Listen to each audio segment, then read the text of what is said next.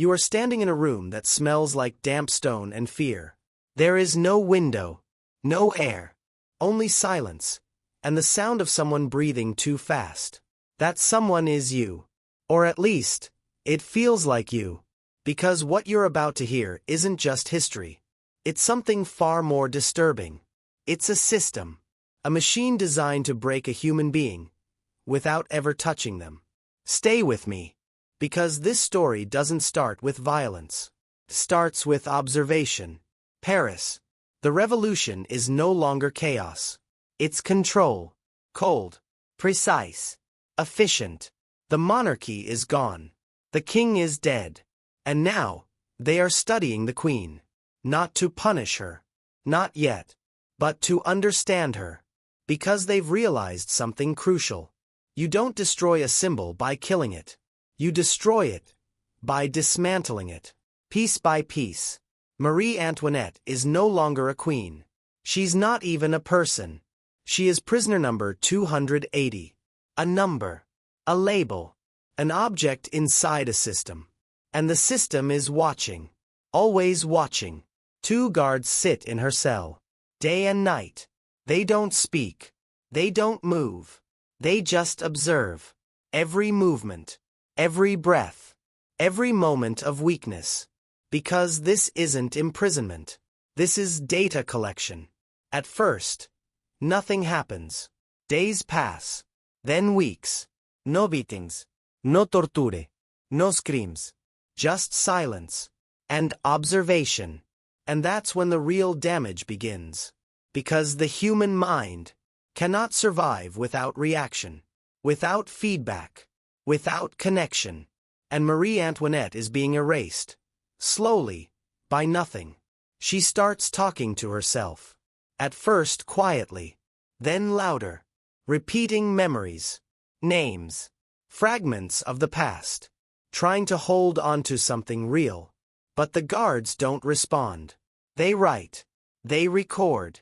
They reduce her to patterns. Then the next phase begins. Restriction. Not of food. Not of water. But of access. She asks to see her children. They delay. Hours turn into days. Days turn into weeks. Every request becomes a negotiation. Every moment of love becomes conditional. And now, they've found it. Her weakness. Because she can endure hunger. She can endure humiliation. She can endure isolation. But she cannot endure losing them. Her children. And the system knows it. So they escalate. Quietly. Carefully. Surgically. They don't threaten her. They don't scream. They simply remove. Her son. 8 years old. Taken in the night. No explanation. No goodbye. Just absence. And absence is the most powerful weapon of all. Because now her mind does the work for them. Where is he? Is he hurt? Is he alone? Is he crying? Is he calling her name? There are no answers. Only silence. And imagination fills the gaps. But the system doesn't stop there. Because breaking someone isn't enough. You have to reshape them. The boy is placed somewhere else. A different room. A different world. A man is assigned to him. Not a soldier. Not a noble. A nobody. A man chosen for one reason. He can destroy innocence. The boy is forced to speak. To repeat. To confess. Not truth. But narrative. A story written for him. And when he refuses, the system applies pressure. Hunger. Isolation. Fear. Until resistance becomes impossible. And then, the final weapon is prepared. Not physical. Not visible. Psychological. The trial. A room full of people. Noise. Heat. Eyes watching. Judging. Waiting. Marie Antoinette stands alone. Weak. Exhausted. But still, intact. Still holding something inside. Something they haven't taken yet. So they bring it out. The accusation. Delivered cold. Precise. Calculated. Her own son. Has spoken. The room goes silent. Even the crowd hesitates. Because this is different. This crosses a line even revolutionaries feel, but ignore. Because the system demands results. And for the first time, she breaks. Not physically, emotionally, completely. But something unexpected happens. Instead of collapsing, she rises. Not as a queen. Not as a symbol. But as something far more dangerous. A human being. She speaks. Not to the judges. Not to the system. But to the people. To the mothers. To the ones who understand. And in that moment, the machine falters. Just slightly. Because truth, real truth, is unpredictable. But it doesn't matter. Because the outcome was never in question. The system doesn't need truth. It needs closure. The sentence is delivered. Death. Immediate. Efficient. Final.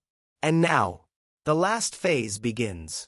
Not destruction, but transformation. They strip her identity, her clothes, her name, her dignity. Every step designed to reduce her to nothing.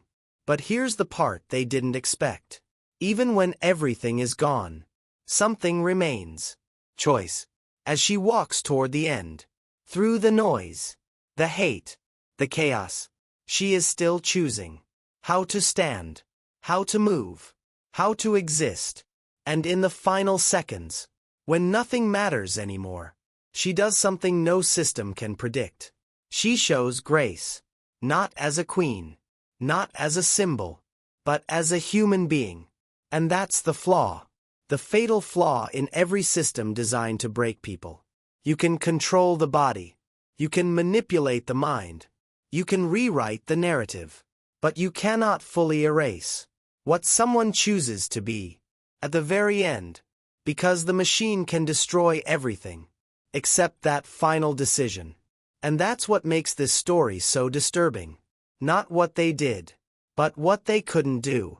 Because even after 76 days of calculated psychological warfare, of isolation, of manipulation, of control, she was still human. And the system, it moved on, found new targets, built new machines, refined the process,